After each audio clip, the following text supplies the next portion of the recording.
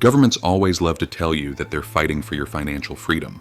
They talk about stability, growth, and opportunity like they're handing out gifts. But if you take even a small step back and look at history, you'll see a darker truth. Governments have always used clever financial tricks to keep regular people broke while concentrating wealth and power at the top. And here's the scary part. These tricks aren't new. They've been around for centuries, just rebranded with new names and dressed up in modern language. But underneath it all, it's always the same game. Take from the many, give to the few, and make it look like progress. Let's start with the oldest trick in the book. Inflation. When a government spends more money than it collects in taxes, it faces two options. It can be honest and raise taxes openly, which is risky and unpopular. Or it can quietly debase the currency, lowering the value of every coin, every note, every savings account in the country. That's what ancient Rome did. In the 3rd century AD, emperors needed to pay for massive armies and endless wars, so they started reducing the silver content in their coins, the famous denarius. What was this once nearly pure silver became mostly copper, with just a thin wash of silver on top. The empire pretended nothing had changed, but everyone holding those coins paid the price. Prices exploded, savings disappeared, and wages couldn't keep up. Inflation was the silent tax that drained the people's wealth, and the same trick still works today, only now it's done by central banks instead of imperial mints. When we move into the Middle Ages, the trick evolved. Kings and queens across Europe came up with forced loans. They'd politely ask wealthy merchants or guilds for money to fund wars or royal expenses. But everyone knew refusal meant punishment. It wasn't really a choice. Sometimes the crown promised to repay with interest, but the repayments were often in devalued currency or never came at all. Monarchs got their money, wars continued, and the merchants who refused ended up ruined. It was coercion disguised as patriotism, and it worked for centuries. By the 17th century, the system became more sophisticated. When Britain founded the Bank of England in 1694, it wasn't about helping the people. It was about financing war with France. Wealthy investors bought government bonds, and in return, the crown paid them interest funded by taxes. Sounds fair, right? Except those taxes were paid by ordinary people through levies on goods like salt, beer, and cloth. The rich lent money to the government and earned guaranteed profits, while the poor paid higher prices to fund those profits. It was a perfectly engineered wealth transfer, a system that still exists today. The safest investment in the world is lending money to governments, and those returns are always guaranteed by the everyday labor of the public. Fast forward to the modern age, and the tricks have multiplied. Governments run massive deficits, issue endless bonds, and justify it by saying it's for infrastructure, jobs, or growth. But when you trace the money, much of it ends up in defense contracts, corporate subsidies, and bailouts. When it's time to pay the bill, they don't cut spending at the top. They raise taxes, inflate the currency, or reduce social benefits. The result? The debt looks like it's for the people, but the profits always go to the investors. And then there's the bailout trick. In 2008, banks took reckless bets, bundled bad mortgages into shiny packages, and nearly destroyed the global economy. Who paid for it? Ordinary taxpayers. Who profited afterward? The same banks, now bigger and more powerful than ever. The trick was simple.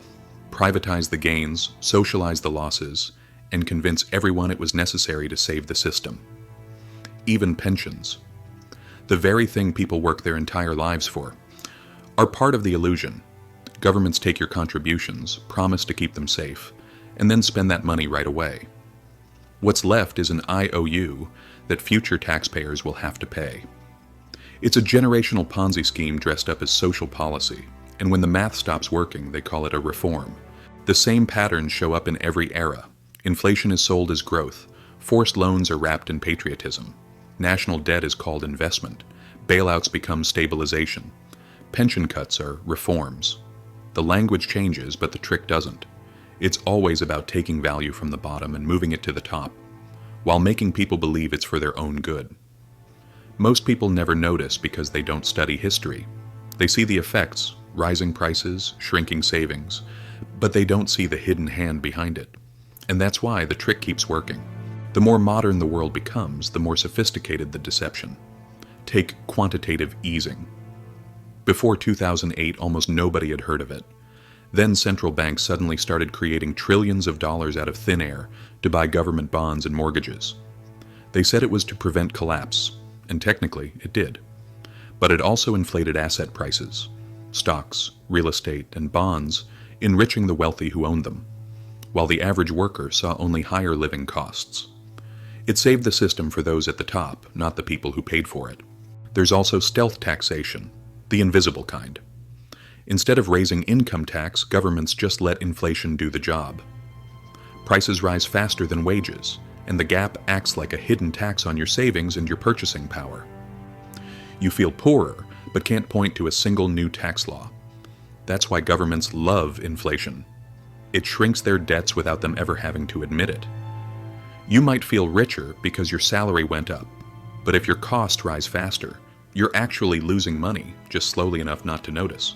Even the rules that are supposed to protect you, regulations, often end up serving the powerful.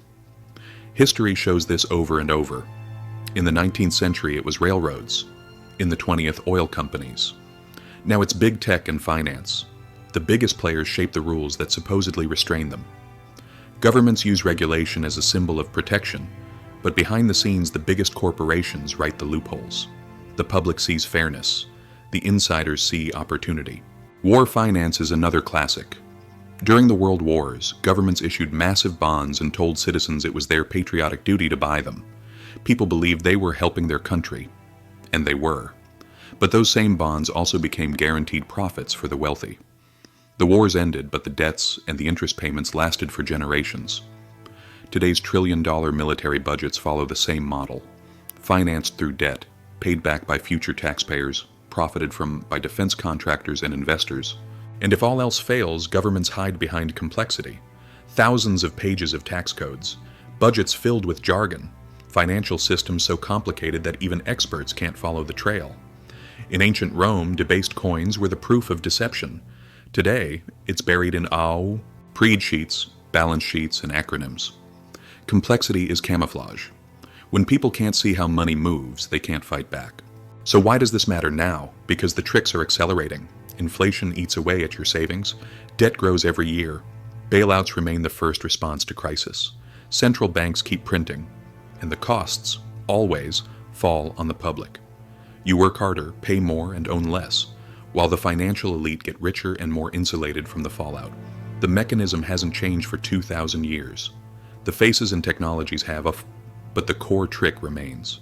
Most people never escape it because they don't even know it's happening. They think inflation is normal. They think debt is progress. They think bailouts are kindness. They believe the official story because questioning it feels too complicated. That ignorance is the most powerful trick of all, because you can't fight what you don't see. Governments and elites thrive on that blindness. An uneducated public is easier to control. That's why true financial education isn't just knowledge, it's resistance. So, what can you do? Start by asking questions. When a government announces a stimulus, ask who benefits first. When inflation rises, ask who caused it. When new regulations appear, ask who wrote them. Build wealth that isn't tied to printed money.